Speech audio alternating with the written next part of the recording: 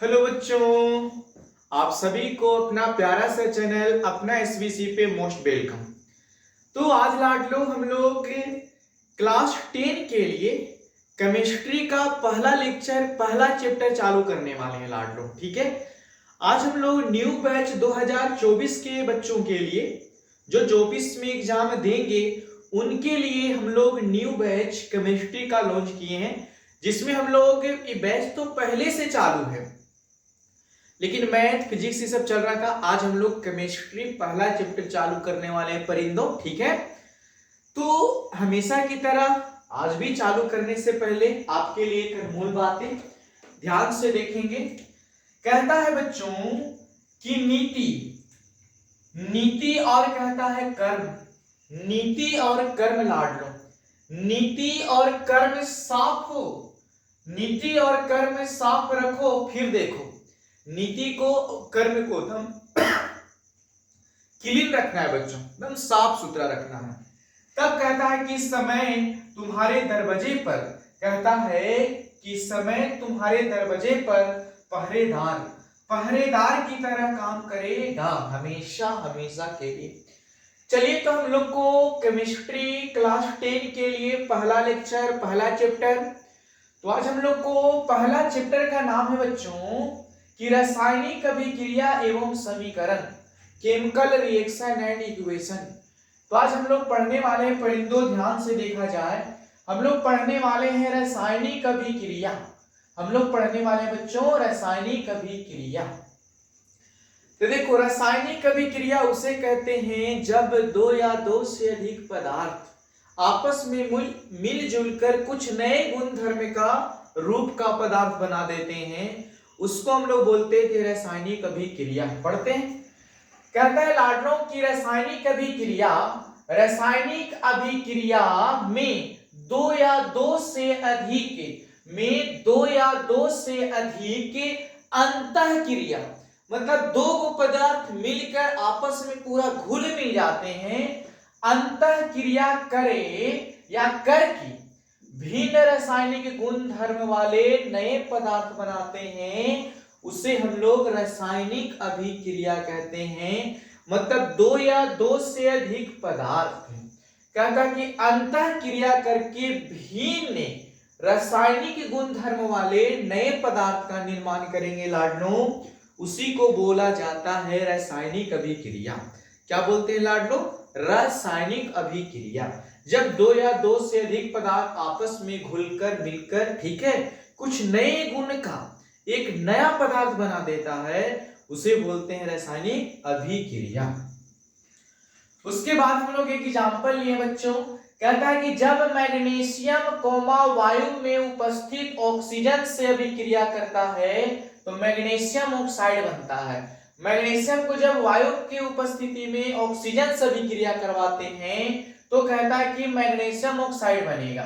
जैसे देखो बच्चों, मैग्नीशियम और बोलता है कि ऑक्सीजन, मैग्नीशियम और ऑक्सीजन को आपस में अभिक्रिया करवाए तो बन गया लाडलो मैग्नीशियम ऑक्साइड। क्या बन गया? Magnesium oxide. मैग्नीशियम के Mg, ऑक्सीजन के O2 और मैग्नीशियम ऑक्साइड के MgO। लेकिन यहाँ पे हम लोग बैलेंस नहीं कर रहे हैं, कारण कि यहाँ पे दो यहाँ पे एक, तो बैलेंस अलग करने के लिए सिखाएंगे बच्चों। ठीक है, अभी सिर्फ हम ये जान रहे हैं। कहता है कि रासायनिक अभिक्रिया में जो जो पदार्थ भाग लेते हैं उसी को बोलते हैं अभिकारक, और जो दोनों को अभिक्रिया, मतलब कहता है कि अभिक्रिया में जो भाग लेते हैं उसको बोलते हैं अभिकारक, और अभिक्रिया के फलस्वरूप जो नया बनते हैं उसको बोलते हैं प्रतिफल या उत्पाद। मतलब इसको समझिए ऐसे, हम लोग देखेंगे बच्चों, इसको समझना एकदम इजी है। मान लो कि एक आदमी का नाम था, इसको मिटा देते हैं, नीति और कर्म साफ रखो। फिर देखो, समय तुम्हारे दरवाजे पर पहरेदार की तरह काम करेगा। तो चलिए हम लोग इसको यहाँ पे देखते हैं लाडलो, ध्यान से। मान लो कि कोई एक आदमी का नाम है मोहना, और मान लो कि मोहना की शादी हो गया रितवा से। समझ में आया? मोहना को शादी हो गया रितवा से, तो मान लो कि जब शादी हो गया तो मिलन बने जोड़, मतलब कि जोड़, रिएक्शन। मोहना प्लस रितवा तो बन जाएगा मान लो कि छोटुआ, ठीक है, या बन जाएगा कोई मतलब टुल, टुल टूल टुल, ठीक है, या टुनटुनवा, ठीक है, या टुलटुल, कुछ भी मतलब। मोहन और रीता को मतलब मिलन हुआ, शादी ब्याह हुआ, तो नया उत्पन्न हो गया क्या, टुलटुल। तो जो मोहन और जो रीता है बच्चों, इसी को बोलते हैं हम लोग अभिकारक, अभिकारक बोलते, अभिकारक बोलते हैं। और जो शादी ब्याह के बाद जो नया संतान उत्पन्न होता है उसको बोलो आराम से आप उत्पाद या प्रतिफल, उत्पाद या क्या बोलेंगे, प्रतिफल। आप समझ गए होंगे कि मोहना और रितवा मिलके टुलटुलवा पैदा किए हैं। उसी तरह से जो अभिक्रिया में भाग लेते हैं उसको अभिकारक, और अभिक्रिया के फलस्वरूप जो नया बनता है उसको उत्पाद या प्रतिफल कहते हैं, ठीक है। यहां तक किसी को दिक्कत, अगर दिक्कत तो कमेंट करेंगे बच्चों, ठीक है। आगे यहाँ पे साफ साफ वही बात को लिखते हैं कि अभिक्रिया में भाग लेने वाले पदार्थ अभिकारक कहलाते हैं।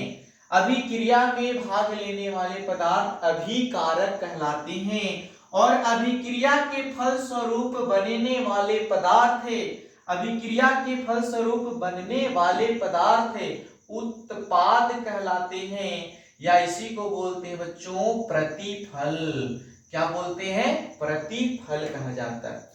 जो भाग लेंगे अभिकारक, जो भाग लेने के बाद नया बन जाएगा उसको बोलेंगे लाडो नहीं, प्रतिफल या उत्पाद कहते हैं। अब बोलता है बच्चों कि क्या शर्त होनी चाहिए, हर चीज का वजह होना चाहिए, हर चीज वजह से चलता है, ठीक है बच्चों। तो कहता है रासायनिक अभिक्रिया होगा, तो कहता है कि रासायनिक अभिक्रिया के 4 प्रेक्षण होंगे, 4 तरह से, 5 तरह से, अब बिल्कुल 4 प्रेक्षण या 5 प्रेक्षण, 4 या 5 प्रेक्षण होगा, 4 या 5 प्रेक्षण होगा। चलिए पहचानते हैं सर श्रेणियों। तो बोलता है मेरे परिंदों कि जब रासायनिक अभिक्रिया होगा तो उसमें पहला प्रेक्षण होगा बच्चों अवस्था में परिवर्तन। अवस्था में क्या हो जाएगा, परिवर्तन। जैसे पानी से बर्फ बनना, बर्फ से पानी बनना, कोई चीज गिल्ला है धूप में रह गया तो सूर्य की रोशनी से अभिक्रिया करके वो सूख जाता है, कोई चीज गिल्ला सूख जाता है। तो ऐसे मतलब रासायनिक अभिक्रिया में अवस्था परिवर्तन, अवस्था चेंज होता है, बदल जाता है मेरे परिंदों, ठीक है। दूसरा कहता रंग में परिवर्तन, किस चीज में परिवर्तन, रंग में परिवर्तन। बच्चों मान लो कि एक मतलब कोई ऐसा चीज है बच्चों, ठीक है, रंग में हम लोग को परिवर्तन करवाना है तो हम लोग को बिल्कुल ऐसे समझ लेना है बच्चों कि रंग में हम लोग को परिवर्तन बहुत आसान होता है। कहता है कि पोटेशियम पर मैग्नेट जो बैंगनी रंग के होते हैं लाडलो, उस पे कहता है कि थोड़ा सा अगर नींबू के रस डाल देंगे, पोटेशियम पर मैग्नेट पर अगर हम थोड़ा सा अगर नींबू का रस डाल देंगे थोड़ा थोड़ा करके, तो जो उसका बैंगनी रंग होता है बच्चों, वो बैंगनी रंग धीरे धीरे धीरे धीरे बदल जाता है, ठीक है। तो रासायनिक अभिक्रिया के फलस्वरूप रंग में चेंजिंग हो सकता है, रंग बदल सकता है बच्चों, ठीक है। चलिए तीसरा बोलता है मेरे परिंदों कि ताप में परिवर्तन। ताप में क्या होता है, परिवर्तन। तो ताप में परिवर्तन का अर्थ होता है कि मान लीजिए जो आप बाजार से चूना लाते हैं दीवार पोतने वाले जो हम लोग खाते हैं, तो उस टाइम नॉर्मल रहता है, कोई हीट नहीं होता है, लेकिन अगर चूना पर अगर पानी गिर जाता है तो उससे हीट, उष्मा, ताप, टेम्परेचर निकलने लगता है। इसीलिए ताप भी बदल देता है रासायनिक अभिक्रिया। रासायनिक अभिक्रिया टेम्परेचर को घटा बढ़ा सकता है। चलिए तो आगे बोलता है बच्चों गैस का निष्कर्षण, मतलब गैस भी निकल सकता है। मतलब उसी तरह से कि अगर मान लो कि चूना पर हम लोग पानी गिराते हैं तो हीट तो होवे करता है, उससे देखिए गैस निकलता है। क्या निकलता है, गैस निकलता है बच्चों, ठीक है, गैस भी निकल सकता है। उसके बाद बोलते हैं बच्चों कि अवक्षेपण का बनना। अवक्षेपण का बनने का मतलब होता है कुछ ऐसे पदार्थ को मतलब उपयोग में लाओ और उपयोग करने के बाद कुछ ना कुछ बच जाता है, उसको अवक्षेपण, मतलब अवक्षेपण का बनना। मतलब मान लीजिए आप कोई चीज जलाएं तो जलता है तो शेष बचता है ना कुछ, उसी सब चीजों को बोलते हैं अवक्षेपण का बनना, कुछ बनेगा। ठीक है लाडलो, तो चलिए आगे हम लोग पढ़ने वाले हैं रासायनिक समीकरण, केमिकल इक्वेशन।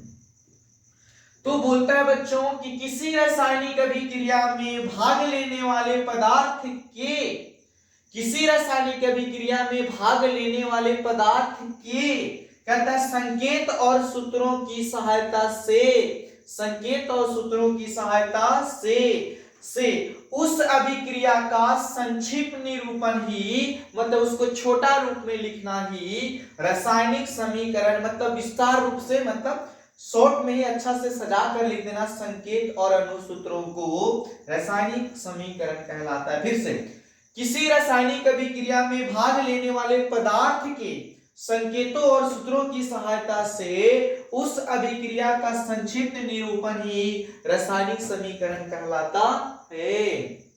देखो, तो मान लो बच्चों कि रासायनिक अभिक्रिया समीकरण तो समझ गए, हाइड्रोजन और क्लोरीन के मिला देंगे, तो जो हाइड्रोजन और क्लोरीन है बच्चों, ये हाइड्रोजन प्लस क्लोरीन, ये हम लोग को हो गया अभिकारक।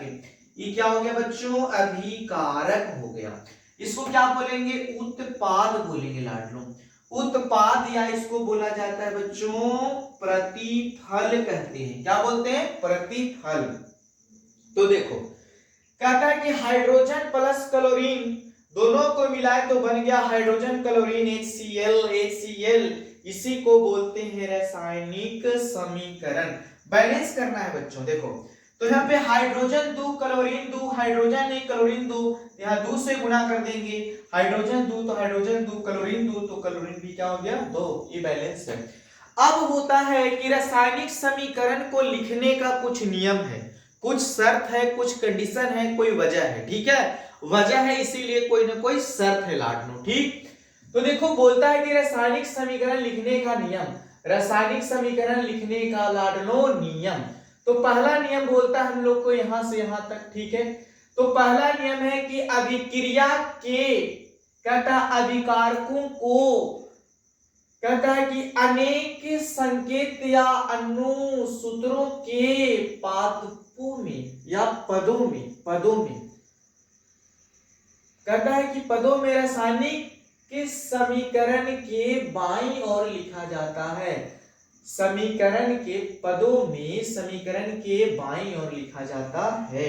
कहता है बच्चों कि जो अभिकारक होते हैं उसको समीकरण में बाईं ओर लिखते हैं, जो अभिकारक होते हैं उसको समीकरण में बाईं ओर लिखते हैं। कहां लिखते हैं? वही लिखा है। उसके बाद दूसरा हम लोग को बोलता है परिंदों, यहां ध्यान से देखिएगा कि अभिकारकों के सूत्रों के बीच धनात्मक चिन्ह, मतलब प्लस चिन्ह दिया जाता है। तो मान लो कि हम लोग प्लस चिन्ह भी दे देंगे, इसमें बताएंगे आपको अच्छा से। फिर बोलता है लाडनो कि अभिक्रिया के प्रतिफलों या उत्पाद को समीकरण के दाईं ओर लिखा जाता है। समीकरण के कहां लिखा जाता है? दाईं ओर लिखा जाता है। उसके बाद हम लोग को लाडनो यहां ध्यान से देखेंगे कि मतलब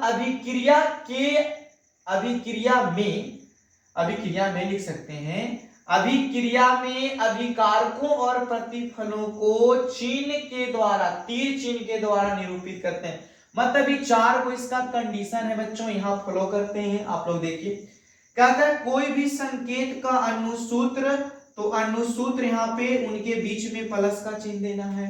जब आप लोग अभिकारक को लिख लोगे तो प्रतिफल को लिखने के लिए आपको तीर का निशान का उपयोग करना है। तो देखो लाडनो, बैलेंस करो, हाइड्रोजन 2 गो क्लोरीन 2 गो, हाइड्रोजन 1 गो क्लोरीन 2 गो, यहाँ 2 से गुणा कर देते हैं। हाइड्रोजन 2, हाइड्रोजन यहाँ भी 2, क्लोरीन 2, तो यहाँ भी क्लोरीन का चीज 2 हो गया।